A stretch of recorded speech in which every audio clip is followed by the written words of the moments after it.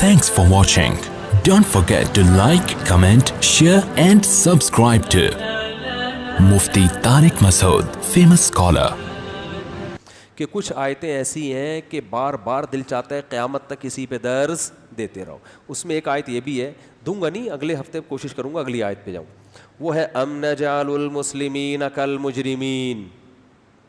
اللہ فرماتے ہیں کیا یہ ممکن ہے, جو آخرت کا انکار کرنے والے ہیں نا, جو کہتے ہیں نہیں مر کے مٹی ہو کے ختم, سب لوگ یہی کرتے ہیں نا. ارے مسلمانوں کے علاوہ کوئی ہے جو آخرت کا قائل ہے؟ آپ کہہ سکتے ہو یہود و نصارہ قائل ہیں, مگر وہ قائل ہے یہود و نصارہ بس زبان کی حد تک قائل ہے, ورنہ وہ زنا کو الاؤ کیوں کرتے بھائی, شراب کو لیگل کیوں کر دیتے؟ ہاں ان کے کچھ مذہبی لوگ ہیں جو, ورنہ حکومتی سطح پہ تو سبھی بگڑ گئے نا.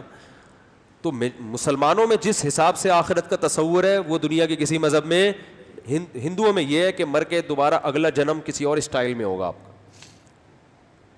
اگر آپ نے برے اعمال کیے تو اگلی دفعہ آپ ہو سکتا ہے بندر بن جائیں, اور بندر ہو کے بھی بندروں جیسے کام کیا آپ نے تو پھر اگلا جنم میں گدھے ہو سکتے ہیں. ٹھیک ہے نا, یہ ہندوؤں کا نظریہ ہے کہ اور اگر گدھا ہو کے بھی گدھا پن سے توبہ نہیں کی تو اگلے جنم میں ہو سکتا ہے کوئی سانپ بچھو. یہ ان کا ایک, مجھے پورا نظریہ تو نہیں, یعنی اس ٹائپ کا ان کا ایک فلسفہ ہے کہ 7 جنم ہوتے ہیں جن میں آدمی اس طرح کا ہو. تو یہ بھی ظاہر ہے فطرت کو اپیل نہیں کرتا, یار کیا گدھے گھوڑے کتے بنا رہے ہو انسانوں کو. وہی گدھوں سے مجھے یاد آیا, وہ ایک گدھوں سے مجھے یہ یاد نہیں آیا جو ابھی بتا رہا ہوں. ایک آدمی کا کسی سے پھڈا چل رہا تھا, جو 1.5 ہوشیار لوگ ہوتے ہیں نا ان کو پتا ہوتا ہے کس وقت کیا جملہ کسنا ہے. اب وہ سامنے والا نا اس کو مسلسل گالیاں دے رہا ہے, برا بھلا کہہ رہا ہے. جو آدمی جذباتی ہو جاتا ہے نا پھر وہ اس کا دماغ کام کرنا چھوڑ دیتا ہے. تو اس لیے کوشش کیا کرو لڑائی جھگڑے میں جذباتی نہ ہو, تو آپ کا دماغ چلے گا. تو اس کو گالیاں دے رہا ہے, تو ایسا ہے, تو ایسا ہے, تو ایسا ہے, اور پھر گالیاں دیتے دیتے آگے اس نے کتا کہہ دیا اس کو. تو یہ فوراً بڑا ہوشیار تھا, کہہ رہے ارے کتے سے یاد ہے آپ کے والد صاحب کی کیسی طبیعت ہے آج کل ہے. جیسے اس نے کتا کا لسکان, ارے کہہ رہے ارے کتے سے مجھے یاد آیا آپ کے والد صاحب خیریت سے. اب دیکھو گالی بھی ہو گئی, اور کسی کو گالی دینے کے بجائے اس کے ابا کو گالی دینا تو اور خطرناک ہے. گالی بھی ہو گئی, تہذیب کے دامن بھی ہاتھ سے نہیں چھوڑا, اور اگلا کا ایسی کی تیسی ہو گئی. چٹکلوں سے چٹکلے یاد آتے ہیں, کیا کریں, بس آخری چٹکلا اس کے بعد نہیں, اور اس کے بعد بس بیان 2-4 منٹ میں ختم ہو رہا ہے بیان. وہ اصل میں یوٹیوب پہ لوگ سن رہے ہوتے ہیں, 2-2 گھنٹے کا بیان چلا جاتا ہے, پھر وہ بڑا لمبا ہو جاتا ہے بیان. تو ملا نصیر الدین کا نام سنا ہے نا, وہ بھی دماغ چلتا تھا ان کا, جذبات میں نہیں آتے تھے. وہ کہیں کسی بڑھیا سے نا ان کی جھڑپ ہو گئی, تو بڑھیا نے ان کو گالی دے دی, انہوں نے بھی جواب میں گالی دی. گالی دینا اچھا کام نہیں ہے. پھر بڑھیا نے, پھر انہوں نے, اب گالیوں کا مقابلہ شروع. انہوں نے بڑھیا سے کہا دیکھ تو گالی دے گی, پھر میں گالی دوں گا, پھر تو گالی دے گی, ٹائم ہم دونوں کا ویسٹ ہو رہا ہے. تیرے پاس کائنات کی جتنی گالیاں ہیں نا ایک دفعہ تو دے دے تاکہ کوئی گالی بچے نہیں, پھر میں دوں گا تو دیکھیں گے کس کی گالیاں زیادہ ہیں. بڑھیا نے اس فن میں کوئی PhD کیا ہوا تھا, اس نے کہا ظاہر ہے مجھے جو گالیاں آتی ہیں تو ان کو کہاں سے آتی ہوں گی وہ. تو بڑھیا نے گالیاں دینا شروع کی, جیسے وہ میں نے پروگرام بتایا تھا نا ماموں کیا کرتے ہیں, چلو چھوڑو. تو وہ جو ہے نا بڑھیا نے یہ کہا میں گالیاں تو نہیں دے سکتا نا یہاں بیٹھ کے, کہیں بھی بیٹھ کے نہیں دے سکتا, تو یوں ہے, تو یوں ہے, تو کمینہ ہے, تو ذلیل ہے, تو یہ ساری گالیاں. ملا صاحب کو کوئی غصہ نہیں آ رہا کیونکہ ان کے پاس پہلے سے جواب موجود تھا. غصے میں آ جاتے تو دماغ کام کرنا چھوڑ دیتا. انہوں نے کہا دیتے رہو, دیتے دیتے دیتے دیتے دیتے دیتے دیتے تھک گئی نا, ان کو غصہ ہی نہیں آ رہا. انہوں نے کہا اور کوئی گالی, پھر سوچتی رہی, ہاں ایک گالی یاد آئی, وہ بھی دیتی. اب جب سوچ کے بھی گالیاں ختم ہو گئی نا, ان کو کوئی غصہ نہیں آ رہا. تو انہوں نے کہا, اس بڑھیا نے کہا میرے پاس گالیاں ختم, اب آپ شروع کریں. تو ملا صاحب نے کہا دیکھو جتنی گالیاں تو نے مجھے دی ہیں یہ بھی, اس سے پہلے ماضی میں جس کسی نے جس کو بھی جس قسم کی بھی گالی دی ہے وہ بھی, اور قیامت تک آنے والے انسانوں میں سے ہر ایک انسان جس کو بھی کسی بھی قسم کی کسی بھی زبان میں کوئی بھی گالی دے گا، وہ تمام گالیاں تمام تر قسموں کے ساتھ ایک تھیلے میں، اور وہ تھیلا تجھے. اس کو غصہ آیا اور فوراً ایک بھاری بھرکم گالی نکالی نا، انہوں نے کہا تھیلے میں. پھر دوسری گالی نکالی، کہہ رہے تھیلے میں. پھر تیسری گالی نکالی، کہہ رہے تھیلے میں. یعنی وہ ریورس ہو کے کہاں جا رہی ہے؟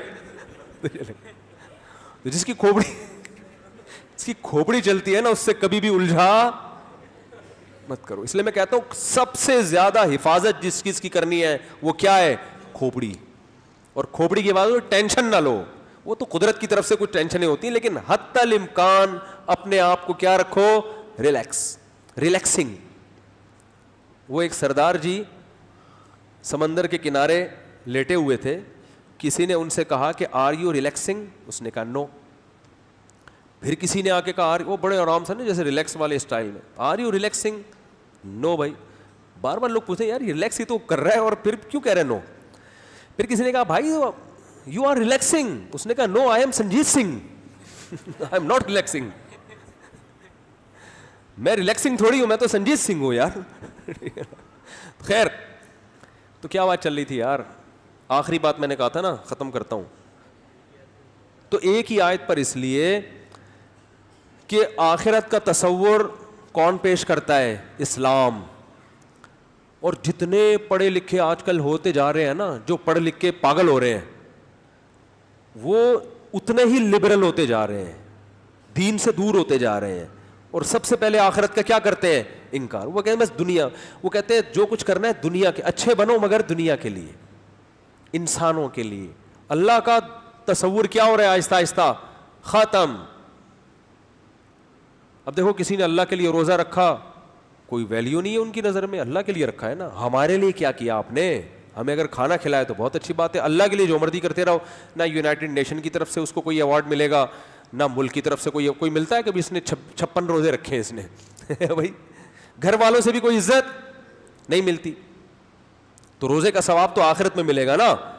تو اسلام ہے جو آخرت کا تصور پیش کرتا ہے. تو اسلام نے ایسی خاندانی دلیل دی ہے نا کہ ساری دنیا کے انسانوں کو خطاب کر کے اسلام کہتا ہے اگر موت کے بعد زندگی نہیں ہے تو اس کا مطلب اچھا کرنے والے اور بروں کا انجام ایک جیسا. تو اللہ فرماتے ہیں ام نجعل، کیا یہ پاسبل ہے؟ Is it possible for me to do this? کیا یہ ممکن ہے کہ میں اچھا کرنے والے اور برا کرنے والوں کو ایک جیسا کر دوں؟ کیا ہو گیا؟ ما لکم، تمہیں ہو کیا گیا ہے؟ کیسی باتیں کر رہے ہو؟ کیا انداز ہے یار قرآن کا. ما لکم، ہو گیا ہے تمہیں. یار تم بایولوجی پڑھ کے ایسی باتیں کر رہے ہو، تم پی ایچ ڈی کر کے ایسی باتیں کر رہے ہو، یا ایسی بیکلی کی باتیں تمہاری یونیورسٹی میں سکھائی جا رہی ہیں. کیونکہ اس کا انجام یہی ہے کہ جتنا بھی اچھا کرو، انسانیت کی خدمت کرو. اب ایک آدمی نے انسانیت کی خدمت کر کر کے آدھا ہو گیا، سب کچھ لڑا دیا انسانوں پر. اور ایک آدمی انسانیوں کے لیے سفاک بن کے انسانیت کا بیڑا غرق کر دیا. ایٹم بم برسایا اس نے، جاپانیوں کو تباہ کر دیا اس نے، لاکھوں لوگوں کو ہلاک کر دیا. اللہ فرماتے ہیں ایٹم بم گرانے والا جو انتہائی سفاک اور انسانوں کی خدمت کرنے والا مر کے سب ختم. تو پھر کون خدمت کرے گا انسانوں کی؟ کیوں کرو گے بھائی؟ یہ تو خدا پہ الزام ہے کہ اتنی بڑی دھاندلی تو دنیا میں کوئی گورنمنٹ نہیں کرتی کہ وفادار اور بے وفا کو ایک جیسا سلوک کرے. وہ خدا کیسے یہ کام کر سکتا ہے؟ تو جو خدا کا انکار کرتے اس سے تو اللہ خدا کے وجود کے دلائل دیتا ہے. لیکن جو خدا کو مانتے ہیں مگر آخرت کو نہیں مانتے، ان سے قرآن کہتا ہے تم اللہ کو مان کے یہ کیسے مان لیتے ہو کہ اللہ سب کے ساتھ سلوک ایک جیسا کرے گا؟ یہ کیسے ممکن ہے؟ سب کو ایک جیسا رکھے گا؟ یہ ممکن نہیں ہے. اچھوں کو بدلہ ملے گا اچھائی کا اور بروں کو بدلہ ملے گا برائی کا. ما لکم، اگر تم یہ نہیں مانتے تو ام نجعل، کیا ہم ایسا کر سکتے ہیں؟ ہم سے کیسی توقعات رکھ رہے ہو؟ ما لکم، تمہیں کیا ہو گیا؟ کیف تحکمون، کیسے فیصلے کر رہے ہو تم؟ یہاں یہ نہیں فرمایا کیف تقولون، کیسی باتیں کر رہے ہو. اس لیے کہ بات تو انسان بے وقوفی میں کچھ بھی کر لیتا ہے. فرمایا تم تو باقاعدہ دلائل کے صغرے کبرے ملا کے یہ عقیدہ رکھ رہے ہو، فیصلہ کر رہے ہو. تو فیصلہ کرنے سے پہلے تو عقل سے کام لیا جاتا ہے نا. فیصلہ تو بہت سوچ سمجھ کے کیا جاتا ہے. تم تو صرف باتیں نہیں کر رہے بلکہ فیصلہ کر رہے ہو. یہ فیصلہ تو تھوڑی کھوپڑی استعمال کر کے دیکھو. انسان باتیں کرتا ہے بہت ساری بڑی بڑی باتیں آپ بھی 4 شادیوں کی کرتے ہیں، کوئی پابندی نہیں گورنمنٹ کی طرف سے، کرتے ہیں کہ نہیں کرتے؟ باتیں یہ بھی کرتے ہیں اگر میں وزیر اعظم بنا تو یہ ہو جائے گا. کچھ بھی بات کسی بھی وقت کوئی بھی شخص فیصلہ نہیں کرتا. میں نے فیصلہ کر لیا ہے کہ اگلے دفعہ انتخابات میں کھڑا ہوں گا. اس سے پہلے لوگ پوچھیں گے ابے تو نے کیسے فیصلہ کر لیا ہے؟ تجھے نہ سیاست کا پتہ نہ تیری فین فالوئنگ ہے. تو فیصلہ کرنے سے پہلے کھوپڑی استعمال کرنی پڑتی ہے. تو اللہ نے یہ نہیں فرمایا کہ تمہیں کیا ہو گیا کیسی باتیں کر رہے ہو. اللہ نے فرمایا تمہیں کیا ہو گیا تم فیصلے کیسے کر رہے ہو. کیا انداز ہے قرآن کا. تو یہ آیت بڑی زبردست ہے. تو اس لیے میں اتنے مہینے اس پہ لگا دیے میں نے. اب کوشش کریں گے اگلی دفعہ آگے چل جائیں. اللہ تعالیٰ سمجھنے کی عمل کی توفیق عطا فرمائے.